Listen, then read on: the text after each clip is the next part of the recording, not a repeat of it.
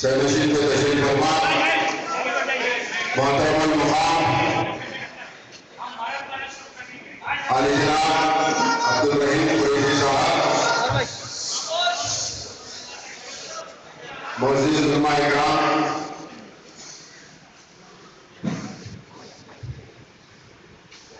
دوستو، عالم دین حضرات،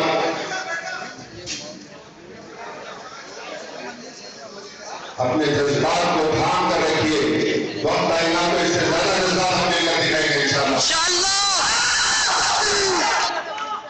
اب ہم کو، آپ کو، ہم کو، سب کو مل کر یہ کوشش کرنا ہے کیسے ہم ہمارے مولانا کو رہا کرا کر ہمارے درمیان میں لیں انشاءاللہ۔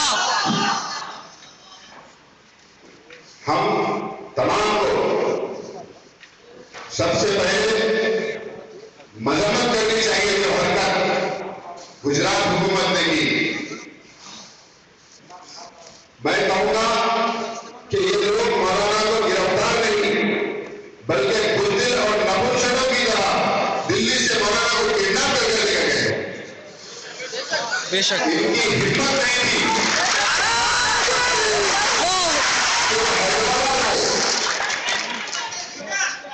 اور آپ کو یہ جاننا چاہیے کہ ہمارے مولانا کو، مولانا حبیب صاحب کو کس جرم کے اندر، کیا کیا الزامات کے اندر ان کو گرفتار کیا گیا، کیا کیا مقدمات ان کے پر ڈالے گئے۔ یہ جو مقدمے میں، یہ جو کیس کے اندر مولانا حبیب صاحب کو دلی سے اغوا کیا گیا، وہ وہی مقدمہ ہے جس کا نام PCP 6 of 2003 ہے، اور اس کا کمپلینٹ وہی بدبخت ہے جو حیدرآباد آ کر مجاہد اسلامی کا انکاؤنٹر کرتا ہے اور مولانا نصیر کو یہاں سے لے کے جاتا ہے، جبکہ یہ حکومت جانتی ہے کہ وہ تمام اعلیٰ عہدیدار پولیس والے جو اس طریقے کے جھوٹے انکاؤنٹرز اور مسلمانوں کو ہراساں کرنے کے مقدمے بنائے ہیں، وہ تمام کے تمام جیل میں ہیں۔ وہ صرف اور صرف اسی وجہ سے، یہ جانتے ہوئے بھی کہ یہ جھوٹے مقدمے درج کرے اور اسی سیما میں جیل میں، اس کے باوجود بھی یہ آج الیکشن کے مد نظر یہ گجرات کی حکومت، یہ نریندر مودی یہ ثابت کرنا چاہتا ہے کہ ہم ہمیشہ دبائے ہیں اور دبا کے رکھیں گے۔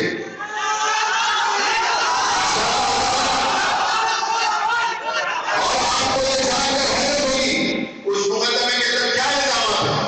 اس مقدمے کے اندر الزامات یہ ہے، ایک کمپلین دیتا ہے، اس کے کمپلین کے اندر، وہ کمپلین کے بعد اس کو کوٹا عدالت میں شفٹ کیا جاتا ہے 2013 میں۔ کوٹا کا ایک FIR ایشو ہوتا ہے۔ 2004 اور 5 میں حکومت گجرات چارج شیٹ ڈالتی ہے عدالت میں، اور 2004 اور 5 میں جب چارج شیٹ ڈالے گئے اس میں مولانا حبیب صاحب کا نام نہیں تھا۔ 2003 کا یہ کیس 2004 اور 5 میں چارج شیٹ ڈالی گئی اور اس کے اندر مولانا حبیب صاحب کا نام نہیں تھا۔ بعد میں ایک پولیس اپنے گواہ سے اسٹیٹمنٹ دلاتی ہے یہ کہ حیدرآباد میں مولانا حبیب صاحب، اشرف علی صاحب، دیگر ان کے ساتھ اصغر علی اور دیگر ان کے ساتھ 4 5 6 8 لوگ مل کر کے سازش کر رہے تھے کہ یہ لوگ اڈوانی، نریندر مودی اور پرین توگاڑیہ کو قتل کرنے کی سازش کر رہے ہیں۔ یہ مقدمہ ہے، یہ جھوٹے مقدمے بنا کر حیدرآباد کو ٹارگٹ کر کر یہاں سے لوگوں کو لے کر جا رہے ہیں۔ اور آپ کو یاد ہوگا مولانا عبدالرحیم قریشی صاحب موجود ہیں جب اس سے پہلے مولانا ارشد صاحب کو، مولانا اشرف علی صاحب کو ان کو گرفتار کیا گیا تھا، تو بشمول مرحوم بھائی سالار ملت کے مولانا عاقل صاحب کے گھر میں، مرحوم عاقل صاحب کے گھر میں میٹنگ ہوئی تھی سیما میں، متفقہ طور پر وہ سب نے مل کر جدوجہد کی۔ الحمدللہ آج مولانا اشرف علی صاحب ہمارے سامنے ہیں، ان کے لیے لیکن 6-7 مہینے کا وقت درکار ہوا۔ میری آپ لوگوں سے گزارش ہے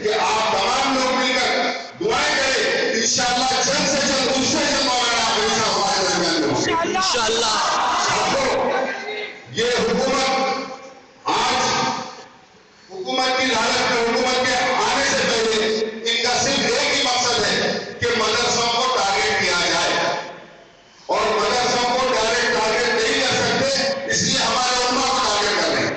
یہ چیز کو سمجھیے، ان کا مین مقصد ہے ہمارے مدرسوں کو ٹارگیٹ کیا جائے. زندہ آباد، زندہ آباد. میں آپ کو یہ بھی بتانا ضروری سمجھوں گا کہ آج یہ حکومت کا خواب دیکھنے والا یہ نریندر مودی حکومت بننے سے پہلے یہ کر رہا ہے. خدا نہ خواستہ اگر اس کی حکومت بنے گی تو رنگا ناچ ناچے گا، یہ تو ہمارے خلاف رنگا ناچ ناچے گا. اور یہ کوٹا قانون صرف اور صرف ہمارے کو اور دلتوں کو اور پچھڑے علاقوں کو ہراساں کرنے کے لیے بنایا گیا ہے. اگر بی جے پی حکومت آتی ہے تو پھر سے کوٹا لے کر آئے گی. ہم تمام کو متحد ہو کر ہر جگہ سے یہ کوشش کرنا چاہیے، نہ صرف بائیکاٹ کرنا چاہیے بی جے پی حکومت کا، ان کے حوالین کا، ہر ایک کام کو بائیکاٹ کرنا چاہیے. اور ساتھ ہی ساتھ میں آپ سے یہ بھی کہوں گا کہ ہم افواہیں کی خانوں میں مت پڑے. ہم کو ان کا منصوبہ ہے کہ ہم کو افواہیں کے خانوں میں بانٹ کر وہ ہمیں پھول ڈال کر ہمارے ان کو منتشر کر کر ہمارے کو ہراساں کریں، ہمارے کو کمزور کریں.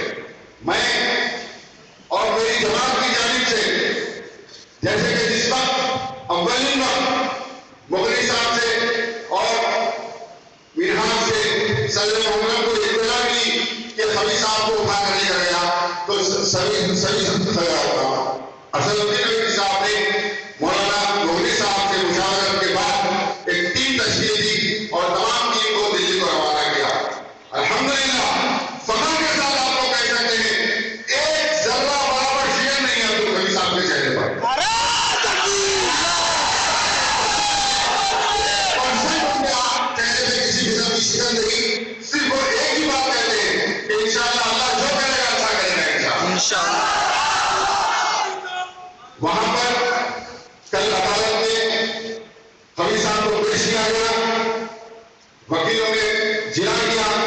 7 تاریخ تک پولیس حراست میں خبیث صاحب کو دیا گیا. ایک دن ہمارا وکیل اور رشتے دار خبیث صاحب سے مل سکتے ہیں اور ڈیلی خبیث صاحب کو طبی امداد دی جائے گی.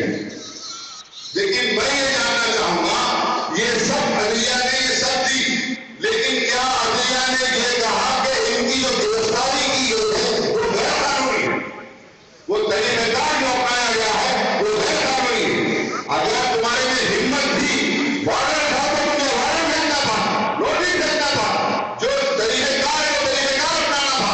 نہیں، تم جھوٹے ہو، تمہاری حکومت جھوٹی ہے اور تم اس لیے چور کی طرح ان کو کڈنیپ کر کے لے گئے.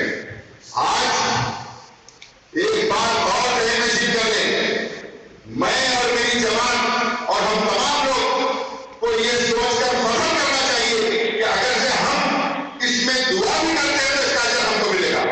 ہم کو ہمارے سیاسی فائدوں کے حوالے سے وجہ کام نہیں، بلکہ فخر کی بات ہے کہ ایسے شخص مولانا خبیث صاحب کے لیے اگر سے ہماری دعا یا ہمارا کوئی بھی عمل ان کے لیے کارآمد ہو سکتا ہے تو ہم کو متحد ہو کر کام کرنا پڑے گا. میں آپ تمام سے